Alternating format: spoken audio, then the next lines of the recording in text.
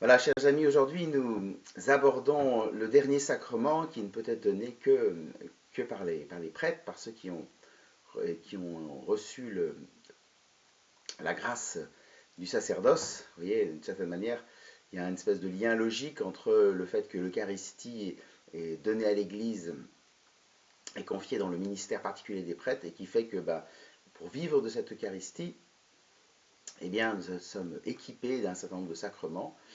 On a vu ainsi la confession, le sacrement des malades. Aujourd'hui, voici le dernier sacrement qu'on ne peut recevoir que de la main des prêtres, et qui est la confirmation. Alors la confirmation, ou chrismation, comme disent les orientaux, c'est un sacrement qui a tendance a tendance à disparaître. On a fait des études un peu précises pour regarder, et grosso modo, je pense au diocèse de Montpellier, où l'évêque a fait une étude assez serrée sur où est-ce qu'on en était de la confirmation. On constate en fait que le nombre de confirmants correspond plus ou moins au nombre de gens qui vont à la messe le dimanche. Donc c'est pas beaucoup. C'est pas beaucoup, parce que sur le nombre de baptisés, on sait très bien que peu de baptisés vont à la messe le dimanche. Et, euh, et donc, ça veut dire qu'en fait, si les gens ne vont pas à la messe le dimanche, et je vous ai dit la dernière fois que c'est l'Eucharistie qui est la source de notre vie avec le Christ. Euh, enfin, je vous ai dit dans le petit commentaire sur Saint Luc, mais je le redis aujourd'hui, l'Eucharistie, la source et le sommet de notre vie spirituelle. Eh bien, si l'Eucharistie manque dans la vie des chrétiens, il manque l'essentiel, c'est-à-dire la puissance la puissance de la charité. Alors, et donc le sacrement de la confirmation voit bien que du coup, il y a que de fait ceux qui sont déjà très ancrés dans la vie chrétienne. Alors c'est dommage, parce que on pourrait te dire un peu que finalement, si tant de baptisés vont pas à la messe, c'est peut-être pas parce qu'ils n'ont pas compris l'Eucharistie, c'est surtout qu'ils n'ont pas reçu la grâce de la confirmation. Parce qu'on ne va pas à la messe spontanément ou parce qu'on veut l'expliquer. On va à la messe parce qu'on a été fortifié et qu'on a grandi dans la vie chrétienne. Or, il y a un sacrement qui donne cette croissance, et c'est la confirmation. Et tant qu'on n'a pas reçu ce sacrement-là, eh bien on reste petit, on reste enfant, nouveau-né dans la vie chrétienne, mais à aucun moment, en fait, notre capacité à devenir véritablement chrétien n'a grandi. Le, le sacrement de la confirmation donne la croissance. Ce qui fait d'ailleurs que, normalement, pour prendre une charge dans l'Église, eh bien, il y a la nécessité d'avoir la confirmation. Parce que du coup, on ne confie pas la confirmation à des gens qui sont à des gens qui sont pas à des mineurs spirituellement. On confie la responsabilité dans l'Église à des gens qui ont reçu qui sont majeurs dans la foi, qui ont grandi dans la foi, dont les capacités ont grandi. Et alors ça vaut bien entendu pour le sacerdoce, personne ne peut être ordonné prêtre s'il n'a pas été confirmé. Mais ça va aussi pour d'autres missions dans l'Église. L'Église peut instituer des hommes lecteurs et acolytes, pareil, s'ils ne sont pas confirmés, c'est pas possible. D'ailleurs, ça vaut aussi pour dans nos célébrations, des gens qui lisent, qui font les lectures, ou encore plus qui distribuent la communion et qui ne sont pas confirmés, ça pose un problème, parce que en fait, on confie des responsabilités à des gens en fait, à qui on n'a pas donné les capacités d'être un chrétien dans toute la plénitude de son sens. Ça vaut aussi pour le rôle de parrain-marraine. C'est un rôle que l'Église institue, parrain-marraine. C'est un rôle important même, puisque c'est aider les parents à la croissance de la vie spirituelle des enfants. Et normalement, voilà, si les parrains-marraines, il faut qu'ils soient confirmés. Ça vaut pour le mariage. Pour le mariage est un grand engagement dans l'Église, et si on n'est pas confirmé, il manque quelque chose. Alors à l'heure actuelle, il y a il y a une espèce de zone grise dans l'Église en France, parce que ce n'est pas le cas en Italie, ce n'est pas le cas en Espagne et au Portugal. Donc voilà, donc il y a une hétérogénéité de la pratique de la confirmation en Europe, et avec la façon dont finalement l'Europe grandit, peut-être que la question va finir par apparaître.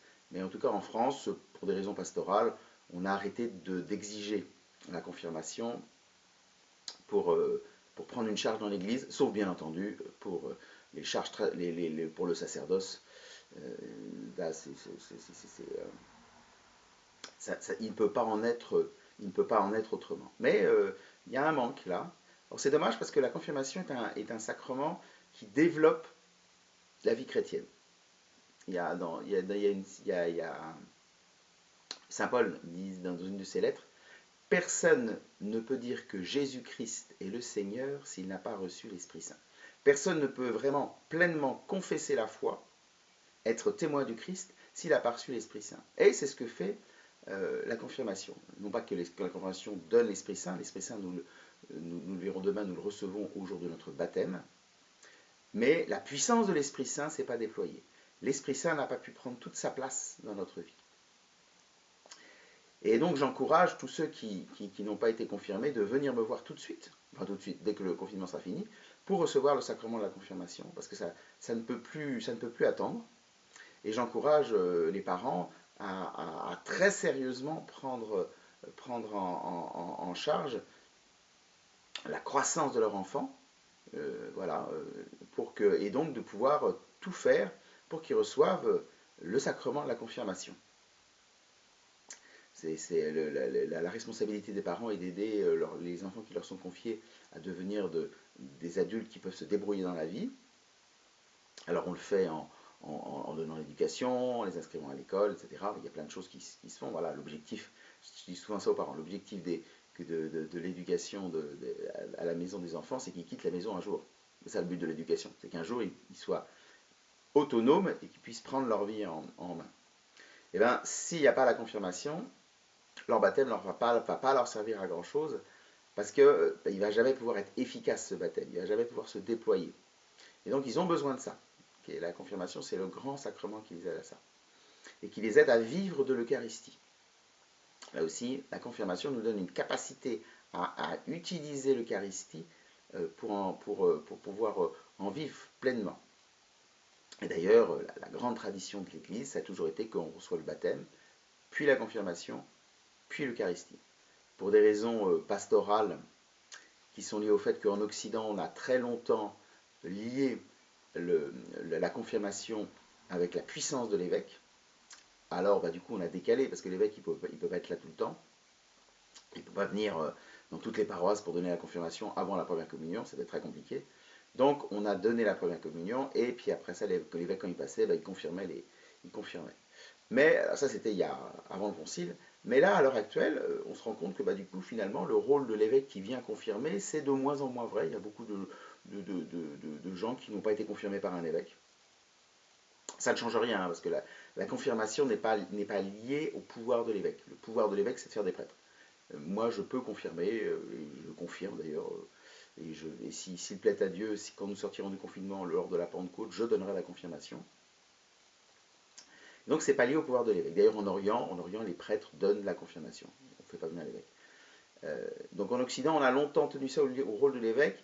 Bon, à l'heure actuelle, en tout cas, c'est une question pour les évêques. Qu'est-ce qu'ils veulent faire de la confirmation? Quelle importance ça a pour eux? Et je sais que sur cette question-là, les évêques n'ont pas du tout la même réponse. Il peut y avoir des réponses très très différentes en fonction des évêques.